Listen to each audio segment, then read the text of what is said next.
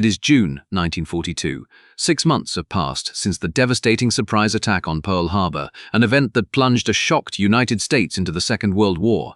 In those 6 months, the news from the Pacific has been a relentless tide of defeat. The Philippines have fallen. Singapore, the supposedly impregnable British fortress, has been captured. The Dutch East Indies are under Japanese control. A string of victories has made the Imperial Japanese Navy seem invincible, a mighty force of arms sweeping across the ocean. For the Allies, and particularly for the US Navy, it is a time of desperation. They are outmatched, outgunned, and reeling from one loss after another. From his flagship in the Pacific, the brilliant and daring commander of Japan's combined fleet, Admiral Isoroku Yamamoto, surveyed his success and planned his final, decisive blow. Yamamoto knew that the US Navy's most powerful weapon, its aircraft carriers, had escaped the destruction at Pearl Harbor. He believed that as long as those carriers remained afloat, America's industrial might could eventually turn the tide of the war. They had to be eliminated. To do this, he conceived a highly complex plan to lure the American fleet into a trap from which it could not escape. The centerpiece of his plan was an invasion of a tiny 2.5 square mile coral atoll, a strategically vital refueling and reconnaissance post roughly midway between North America and Asia. The island's name was, fittingly, Midway.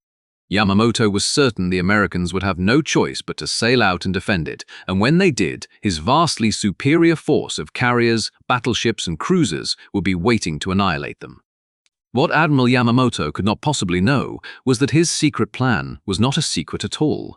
The Americans knew he was coming, they knew where he was going, and they knew roughly how many ships he was bringing. This critical advantage was won in a cramped, stuffy, and soundproofed basement at Pearl Harbor, a place nicknamed the Dungeon. There, a team of talented, eccentric, and overworked cryptanalysts led by Commander Joseph Rochefort had accomplished a miracle. They had broken Japan's primary naval code. In this episode, we will tell the story of the monumental gamble that followed. We will see how Admiral Chester Nimitz, commander of the US Pacific Fleet, chose to trust his codebreakers and risk his last 3 carriers against a much larger force.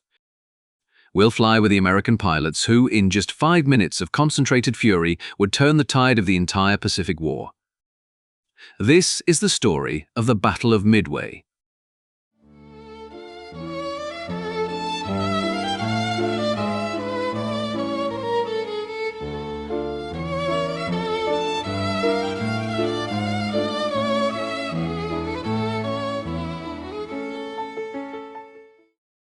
Part 1.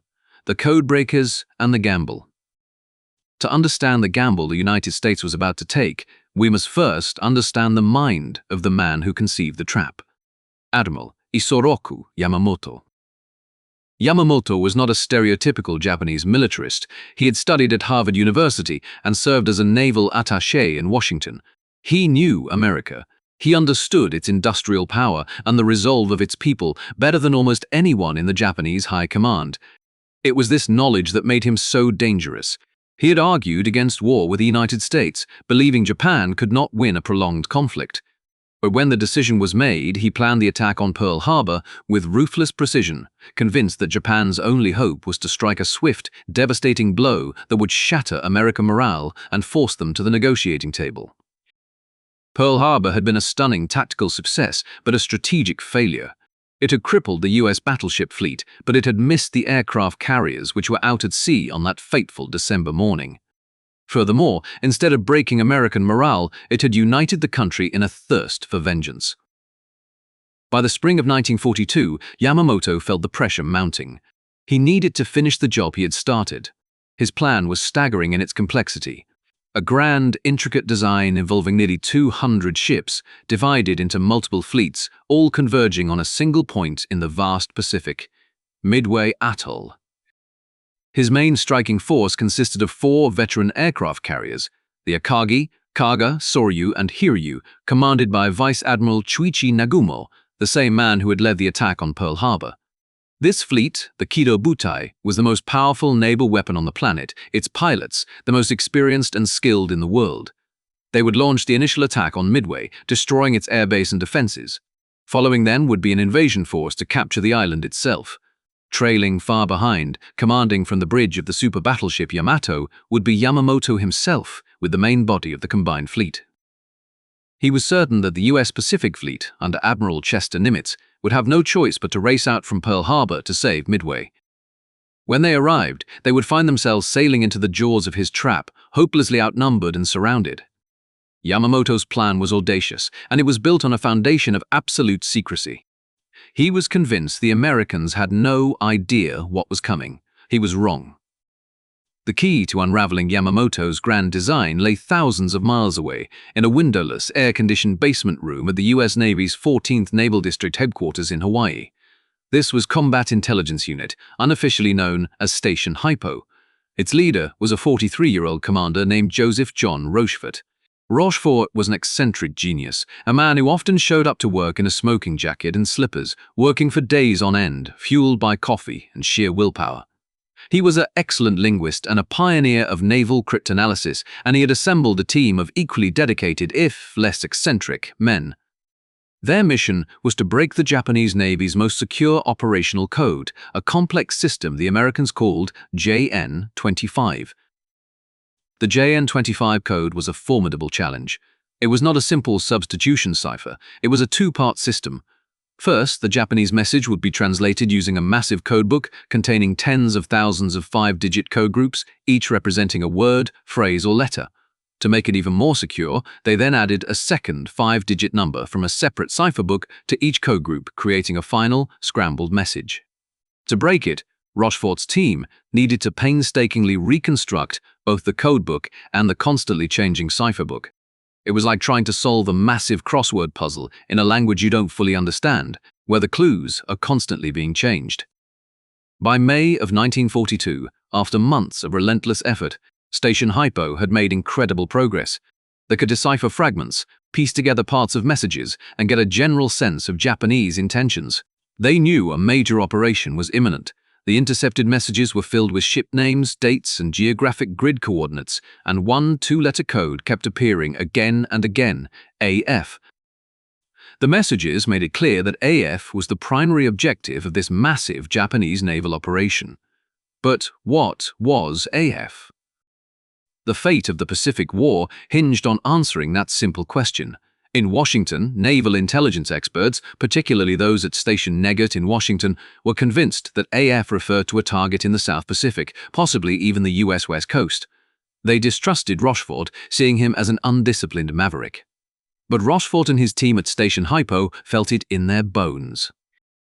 Based on their analysis of radio traffic patterns and other clues, they were 90% certain that AF was Midway. The problem was, they couldn't prove it. Admiral Nimitz needed more than a hunch, however well informed. He was preparing to risk the entirety of his remaining naval power. He needed to be 100% certain. This is where Joseph Rochefort displayed a different kind of brilliance, not of code-breaking, but of simple, clever deception. One of his young officers, Commander Jasper Holmes, recalled that during the attack on Pearl Harbor, the garrison on Midway had sent out a radio message in plain, uncoded English reporting damage. He reasoned that if they could get Midway to send another message in the clear, the Japanese might intercept it and report back to their superiors using the very code the Americans were trying to read. Rochefort seized upon the idea. He drove to the headquarters of Admiral Chester Nimitz, the quiet, unflappable commander of the US Pacific Fleet. Nimitz was a man burdened by immense responsibility. He had taken command in the dark days following Pearl Harbor, tasked with holding the line against the Japanese onslaught with a battered and demoralized fleet. He had only 3 aircraft carriers available: the USS Enterprise, the USS Hornet, and the USS Yorktown. The Yorktown itself was badly damaged from the recent Battle of the Coral Sea and was estimated to require 3 months of repairs. Nimitz knew he was facing a vastly superior force. He listened intently as Rochefort laid out his audacious plan. He proposed instructing the Midway garrison to send an uncoded message via their underwater cable, a message they knew Japanese intelligence could not intercept, complaining of a critical failure of their freshwater distillation plant. Then, a short time later, the garrison would send the same message via radio, in a low-level code they knew the Japanese had already broken, pretending it was an urgent emergency transmission. It was a risky move. If the Japanese suspected a trick, it could tip them off that their codes were compromised, prompting them to change everything and blinding American intelligence for months. Nimitz possessed a calm, intuitive style of leadership. He trusted his subordinates, and he had immense faith in Rochefort. He looked at his intelligence officer, Commander Edwin Layton, and asked for his opinion. Layton, who worked closely with Rochefort, backed the plan completely. Nimitz nodded. "Do it," he said. The trap was set. On May 20th, the message went out from Midway. The team at Station Hypo waited. The tension in the code-breaking basement was unbearable. For 2 long days there was nothing. Rochefort and his men began to fear the ruse had failed. Then, on May 22nd, it happened. A radio operator listening to Japanese naval frequencies intercepted a message sent from an outpost in the Marshall Islands to the main invasion force. A young cryptanalyst translated the message with trembling hands and rushed it to Rochefort. It read, "AF is short of water." The ruse had worked perfectly. They had their proof. Rochefort immediately called Layton, who in turn walked into Nimitz's office. The Admiral was in a meeting with his staff. Layton strode in and handed him the decoded message. A broad smile broke across Nimitz's face. He now knew for certain where Yamamoto was heading, and he knew when. Rochefort's team had not only identified the target, but had also pieced together the date of the attack, sometime between June 3rd and June 5th. They had even reconstructed most of the Japanese order of battle. Nimitz now held an extraordinary advantage. The hunter, Admiral Yamamoto, was about to become the hunted. Nimitz now faced a series of critical decisions. His advisors in Washington still harbored doubts, urging caution, but Nimitz trusted Rochefort's intelligence completely. He began to issue his orders. His first priority was the damaged carrier, Yorktown. He ordered the Pearl Harbor Naval Shipyard to do the impossible. The initial damage assessment said she needed 90 days of work. Nimitz gave them 72 hours. 1,400 shipyard workers swarmed the vessel, working around the clock. They patched her hull, reinforced her flight deck, and replaced damaged equipment. They didn't have time to finish everything. The ship would go into battle with workers still on board. But by May 29th, just 3 days after limping into port, the Yorktown was steaming out of Pearl Harbor to rejoin the fleet. It was a miracle of naval engineering and sheer determination. With his 3 carriers ready, Nimitz laid out his own plan. He knew he couldn't match the Japanese fleet ship for ship. He couldn't win a conventional naval battle. His only chance was to use Rochefort's intelligence to set up his own ambush. He would let the Japanese think their plan was proceeding perfectly. He would hide his carriers northeast of Midway, lying in wait. He instructed his admirals to inflict maximum damage on the enemy through the use of surprise. To command this crucial operation, he placed his trust in 2 very different men. The overall tactical commander was Rear Admiral Frank Jack Fletcher, an experienced officer who had just commanded the fleet of the Coral Sea. Leading the powerful task force built around the carriers Enterprise and Hornet was Rear Admiral Raymond Spruance. Spruance was a quiet, intellectual battleship commander who had never commanded a carrier task force before. He was replacing the aggressive and beloved Admiral Halsey, who was sidelined with a severe skin condition. Nimitz saw in Spruance a cool, calculating mind that was perfectly suited for the complex battle ahead. On May 28th and May 30th, the American task forces sailed from Pearl Harbor. They sailed in secret, maintaining strict radio silence, their crews knowing only that they were heading into the most important battle of their lives. They were outnumbered, and they were the underdogs, but they had a secret weapon Yamamoto knew nothing about. They knew exactly where the enemy was going to be. Thanks to the tireless work of Joseph Rochefort and his team in their basement dungeon, Nimitz had been able to turn Yamamoto's trap back on him. The stage was now set for the decisive confrontation.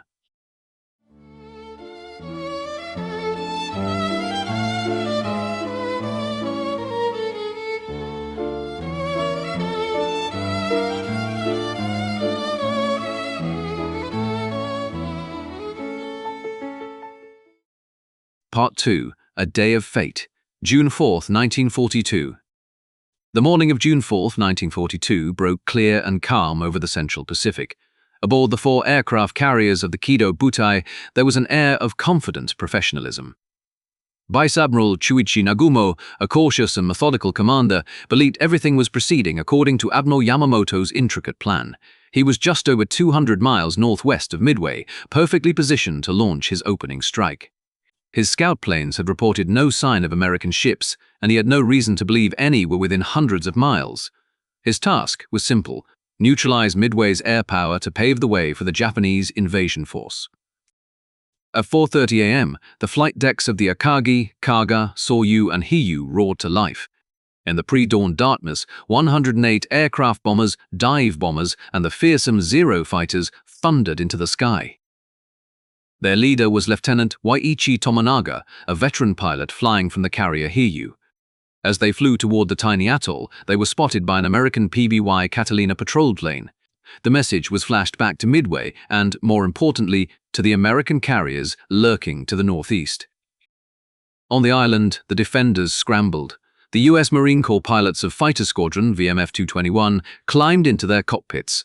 They were brave men, but they were hopelessly outmatched. 20 of their 25 fighters were antiquated Brewster F-2A Buffaloes, notoriously poor aircraft derisively nicknamed flying coffins. They flew straight into a wall of Japanese Zeros, which were faster, more maneuverable, and flown by combat-hardened veterans. The result was a massacre. Within minutes, 13 of the American fighters were shot down, and most of the rest were badly damaged. Despite the aerial victory, Tomonaga's bombers met stiff resistance from the anti-aircraft gunners on the ground. The American Marines and sailors poured a furious volume of fire into the sky, forcing the Japanese pilots to rush their attacks. They inflicted significant damage on the island's facilities, blowing up an oil tank and destroying the seaplane hangar, but they failed to achieve their primary objective. They did not put the island's airfield out of commission. As he circled the smoking atoll, Lieutenant Tomonaga surveyed the scene and keyed his radio. He sent a concise, fateful message back to Admiral Nagumo. There is a need for a second attack. Aboard his flagship Akagi, Admiral Nagumo received Tomonaga's message. It confirmed what he already suspected. A single strike was not enough. His course of action seemed clear. He had held a powerful second wave of 93 aircraft in reserve. Following standard Japanese doctrine, these planes had been armed with high-explosive bombs intended for land targets to be used in that second strike. Nagumo gave the order to his ordnance crews: begin loading the bombs onto the reserve aircraft. The second attack on Midway would proceed as planned, but at that very moment, a series of events began to unfold that would throw Nagumo's carefully laid plans into chaos. First, the torpedo bombers and B-26 Marauder bombers based on Midway itself began to arrive and attack his fleet. These attacks were uncoordinated and pressed home with more courage than skill. The Japanese Zeros of the Combat Air Patrol, flying protection over the carriers, easily tore them apart. Not a single torpedo found its mark. For Nagumo, these piecemeal attacks were little more than a nuisance. They reinforced his belief that the only threat was from the island itself. They were also a distraction, forcing his ships to maneuver defensively and disrupting his launch preparations. Then came the message that changed everything. It was from the No. 4 scout plane, launched from the cruiser Tone. The plane had been delayed by a catapult problem, taking off a crucial 30 minutes late. At 7:28 a.m., its pilot radioed in, sighted what appears to be 10 enemy surface ships. Nagumo and his staff were stunned. The message was vague. Where were the carriers? A few minutes later, a follow-up report arrived, electrifying the bridge of the Akagi. The enemy is accompanied by what appears to be an aircraft carrier.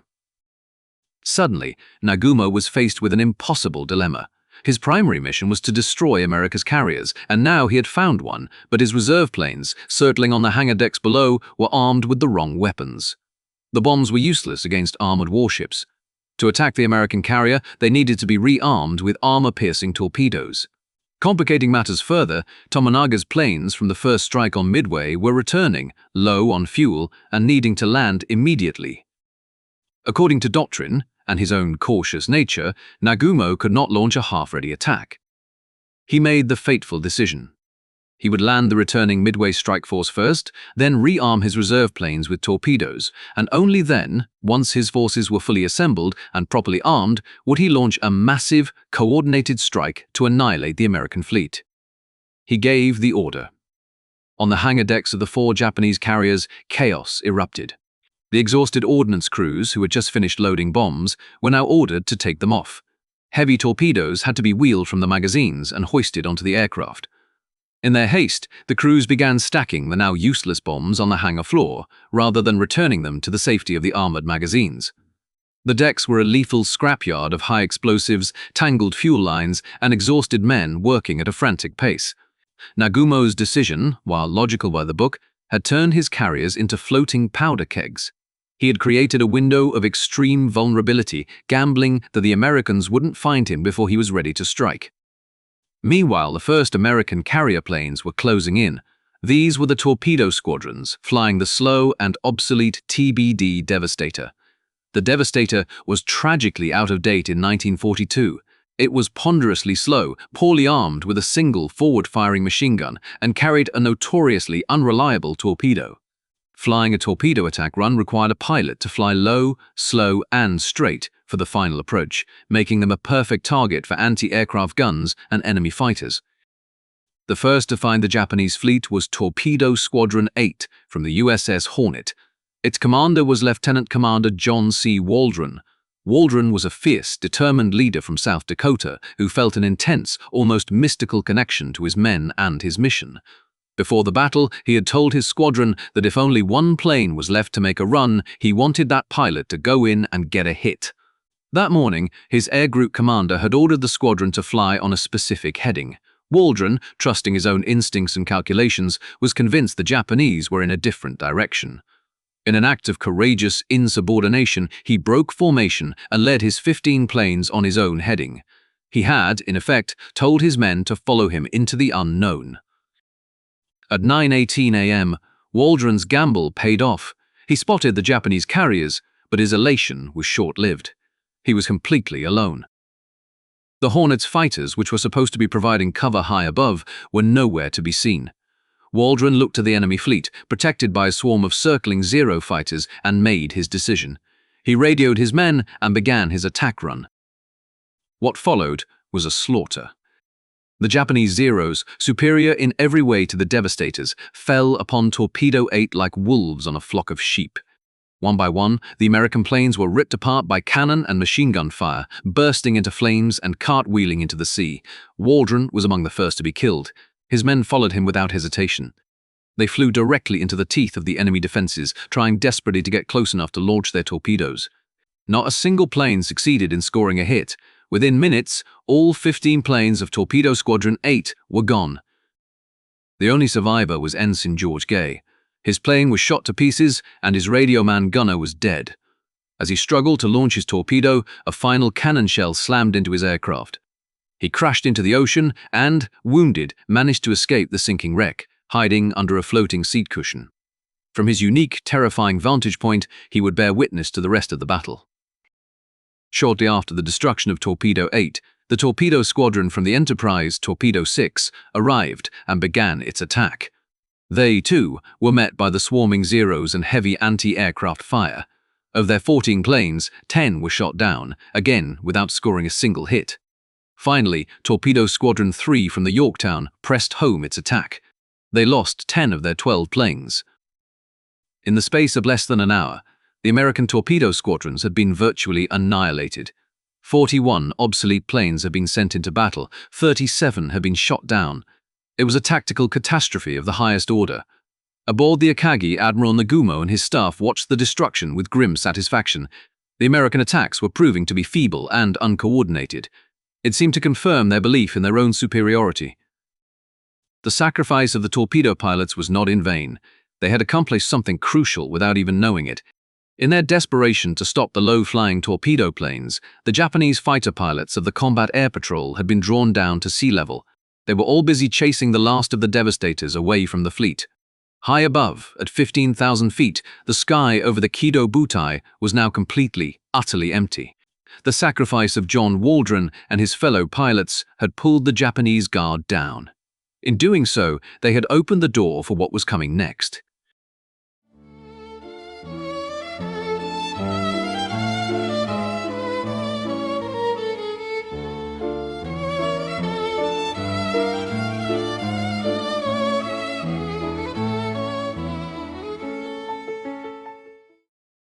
Part 3. 5 minutes that changed the Pacific War. Down at sea level, the Japanese Combat Air Patrol was still finishing off the last of the American torpedo planes. Aboard the 4 carriers of the Kido Butai, the sense of crisis had passed. The American attacks had been a complete failure. Now, the decks were scenes of intense, focused activity. The planes from the Midway strike had been recovered, and the reserve aircraft were nearly rearmed with torpedoes for the decisive counterattack. On the flight deck of the Akagi, Admiral Nagumo's flagship, planes were being brought up on elevators, fueled and spotted for launch. The first Zeros were already beginning to turn their propellers. Nagumo believed he had weathered the storm. In perhaps 10 more minutes, his own strike force would be in the air, and he would have his revenge. High above the fleet, in the thin, cold air at 19,000 feet, the real storm was gathering. The 37 SBD Dauntless dive bombers from the USS Enterprise, led by Lieutenant Commander Wade McCluskey, were reaching a point of critical danger. They had arrived at the projected location of the Japanese fleet, but the ocean below was empty. McCluskey, a determined 39-year-old veteran aviator, had a decision to make. His planes were running dangerously low on fuel. Standard procedure and common sense dictated that he should abandon the search and lead his squadrons back to the Enterprise. If he didn't, they might not have enough fuel to make it home. Every instinct for self-preservation screamed at him to turn back, but another instinct, a deeper one honed by years at sea, told him he was close. He refused to give up. He made a command decision, a gamble that would seal his own fate and that of his men, one way or another. Instead of turning back, he decided to continue the search to the southwest, calculating that the Japanese fleet might have altered its course. For 15 agonizing minutes, his planes flew onward, their fuel gauges ticking steadily lower. The sky remained empty. His pilots grew anxious. It seemed his hunch had been wrong. Then, at 9:55 a.m., McCluskey saw it, a thin white line on the vast blue canvas of the ocean below. It was the wake of a ship, moving at high speed to the northeast. He descended to get a better look and identified it as a lone Japanese destroyer, the Arashi. McCluskey faced another choice. Why was this destroyer racing northeast, away from where he thought the fleet should be? He reasoned that the ship must have been detached to attack an American submarine. The USS Nautilus had in fact been harassing the fleet and was now racing to rejoin its main force. It was an inspired piece of tactical deduction. McCluskey gave a simple order over the radio. "Follow that ship." He reoriented his entire formation and followed the destroyer's wake. For another 15 minutes they flew, every pilot in the squadron keenly aware that their chances of returning to their carrier were now slim to none. At 10:20 a.m., they saw them. Emerging from the haze on the horizon were the unmistakable silhouettes of the Japanese fleet. Wade McCluskey had stumbled upon the heart of the Kido Butai. Below him were 3 of Nagumo's carriers, sailing in perfect formation, their flight decks crowded with aircraft preparing for takeoff. At that exact moment, in one of the most astonishing coincidences in the history of warfare, another group of American dive bombers arrived over the Japanese fleet from the southeast.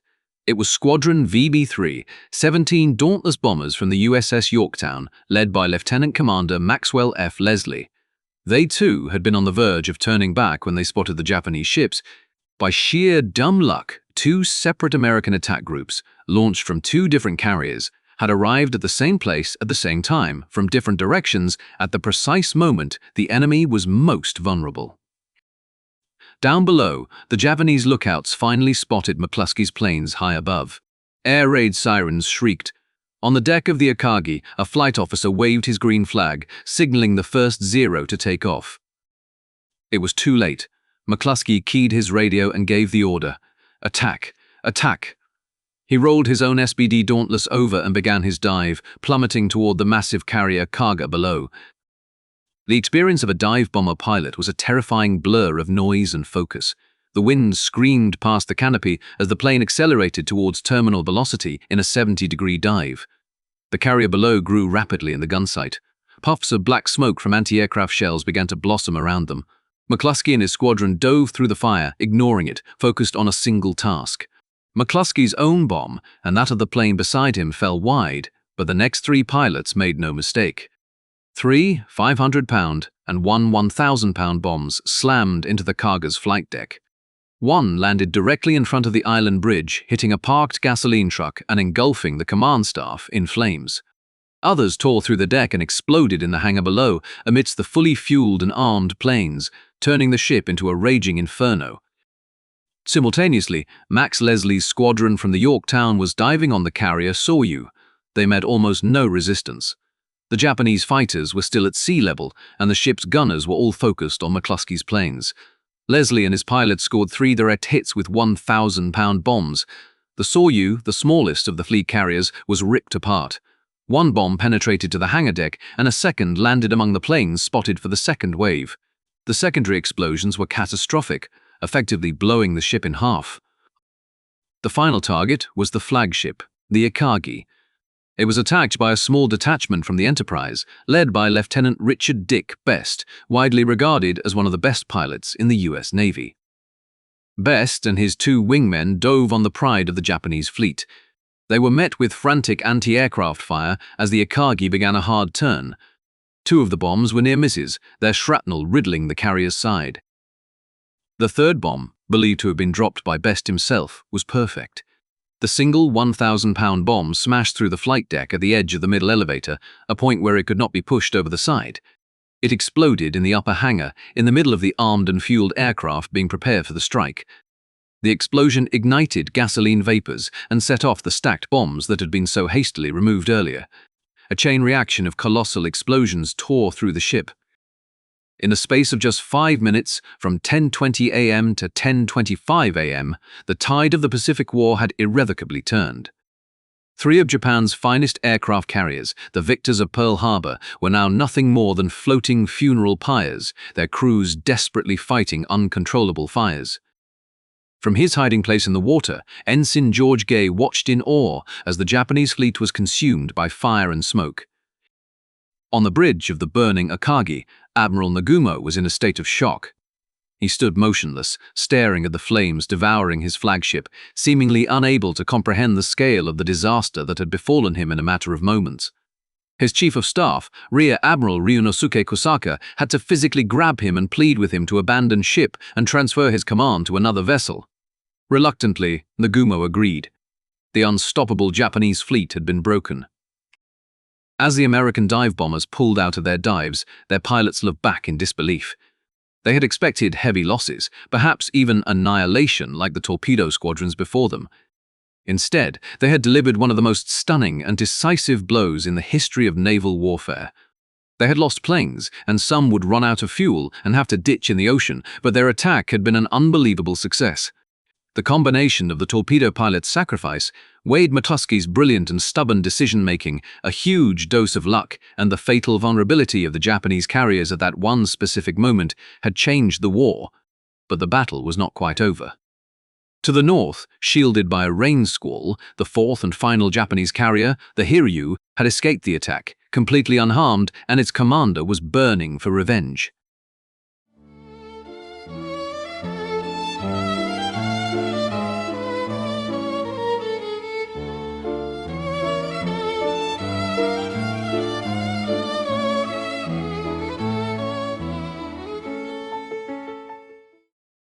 Part 4. The Final Act and Lasting Legacy. While the American pilots were fighting their way back to their carriers, elation mixed with the grim reality of their dwindling fuel, the Battle of Midway was entering its final, violent act. On the Japanese side, 3 carriers were burning hulks, choked with smoke and the dead. The 4th, the Hiryu, commanded by the fiery and aggressive Rear Admiral Tamon Yamaguchi, remained untouched. Yamaguchi was perhaps the most talented carrier commander in the Imperial Japanese Navy, and, unlike the stunned Admiral Nagumo, his immediate reaction to the disaster was a ferocious desire for revenge. Within minutes of the American attack, he gave the order to launch a counterstrike. At 11 a.m., a small force of 18 Val dive bombers, led by Lieutenant Michio Kobayashi, took off from the Hiryu's flight deck. They had a simple, grimly effective method for finding the American fleet. They just followed the returning American dive bombers back to their source. Just before noon, they spotted their target. It was the USS Yorktown.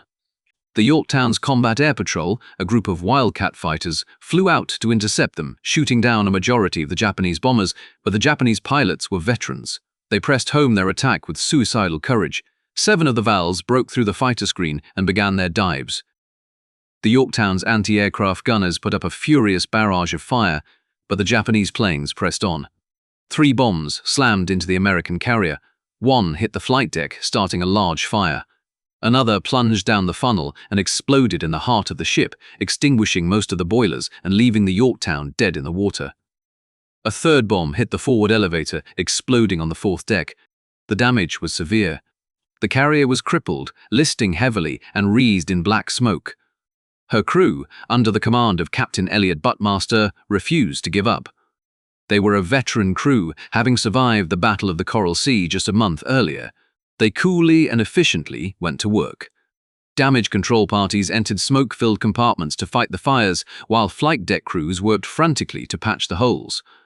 In an astonishing feat of damage control, within 2 hours they had the fires out, had corrected the list, and the Yorktown was once again able to move under her own power, making nearly 20 knots. From the air, she looked almost completely repaired. Aboard the Hiryu, Admiral Yamaguchi was not finished. He had only 10 torpedo bombers left. Their leader was the same man who had led the attack on Midway that morning, Lieutenant Yoichi Tomonaga. Tomonaga knew his own plane was damaged, its port fuel tank had been hit, and it was leaking fuel. He knew he only had enough for a one-way trip. When his mechanics urged him to take another plane, he refused, preferring to fly the aircraft he knew best. He took off knowing he would not be coming back. At 2:30 in the afternoon, Tomonaga's small force found the American fleet. They saw a carrier that appeared to be operational. So effective had the Yorktown's repair crews been that the Japanese pilots mistook her for a different, undamaged ship. Once again, the Wildcats of the American Combat Air Patrol rose to meet them, shooting down half of Tomonaga's force. Tomonaga and 4 other planes broke through. They descended to wave top level and began their torpedo runs. The Yorktown, with its patched-up systems, was slow to maneuver. 2 Japanese torpedoes slammed into her port side, tearing a massive hole in her hull. The ship was mortally wounded. The explosions ruptured fuel tanks and knocked out all power. The carrier began to list so severely that it seemed she would capsize at any moment. At 2:55 p.m., with the ship seeming to be on the verge of rolling over, Captain Buttmaster gave the heart-breaking order to abandon ship. The commander of the American task force, Admiral Frank Jack Fletcher, was forced to transfer his flag from the crippled Yorktown to a cruiser. In one of his last acts of command before his flagship became uninhabitable, he made a crucial decision. He turned over tactical command of the entire American force to the other task force commander, Rear Admiral Raymond Spruance. The quiet, cool-headed battleship admiral was now in charge of the entire battle. Spruance's first priority was clear: find and destroy that last Japanese carrier. He knew it was a race against time. He had to strike before nightfall, when the formidable Japanese surface fleet of battleships and cruisers could close in and annihilate his carriers in a gun battle. The decisive moment came from a scout plane launched from the now abandoned Yorktown. In a final defiant contribution to the battle, the scout reported the position of the Hiryu. Spruance had his target. He ordered an immediate launch from the Enterprise and the Hornet. The strike force was a mixed group of bombers from the Enterprise and some homeless dive bombers from the Yorktown that had landed on the Enterprise after their own ship was hit. At 5 p.m., this scratch force of 24 dive bombers found the Hiryu. The Japanese carrier had very few Zero fighters left to defend her, and they were quickly overwhelmed. The American pilots rolled into their dives. The Hiryu maneuvered violently, her anti-aircraft guns blazing, but she was a lone target against a determined enemy. 4 1,000-pound bombs slammed into her flight deck. They hit her forward elevator, peeling it back like a sardine can and starting uncontrollable fires. Within minutes, the last of Admiral Nagumo's powerful carrier-striking force was a burning wreck. On the bridge of the Hiryu, Admiral Tamon Yamaguchi knew the battle was lost and his ship was doomed. In the finest tradition of the samurai, he made the decision to die with his ship and his men. He and the ship's captain, Tomeo Kaku, participated in a small ceremony, sharing naval biscuits and water. Yamaguchi gave his final speech to the crew, taking full responsibility for the loss of the ship. Then he ordered the crew to abandon ship, but refused to leave the ship himself. As the sun set on the burning carrier, Admiral Yamaguchi and Captain Kaku remained on the bridge, going down with the Hiryu.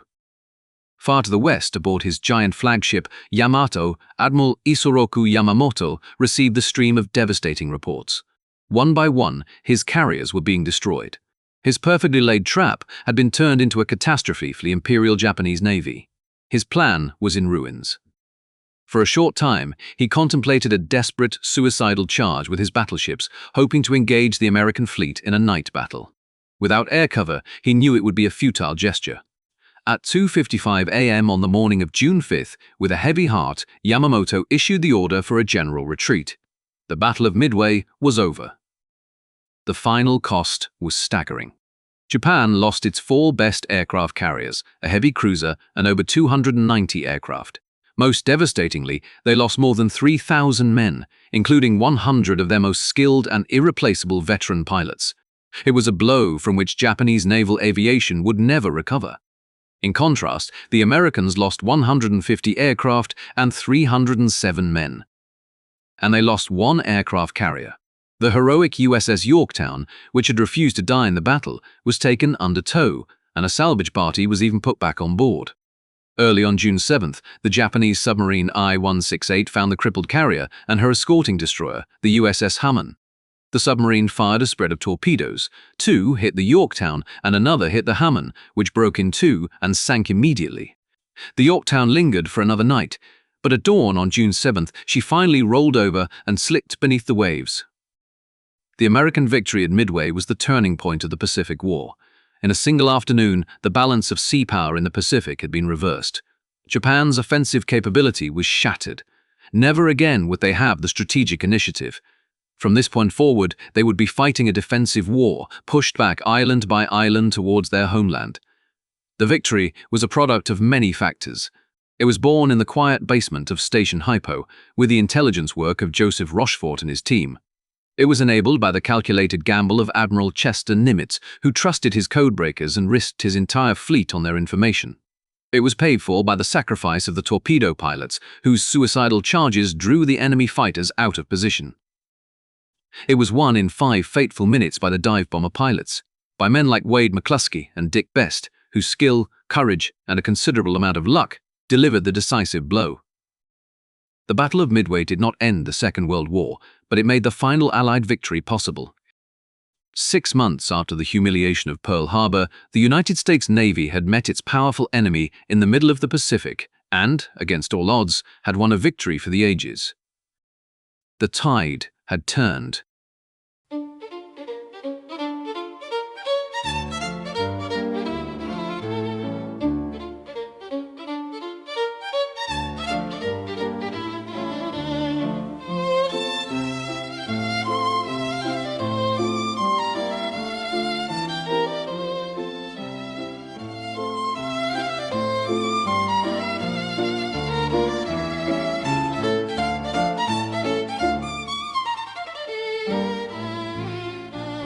This podcast was entirely produced by Andrew Scott. If you have any suggestions for topics or improvements, please get in contact.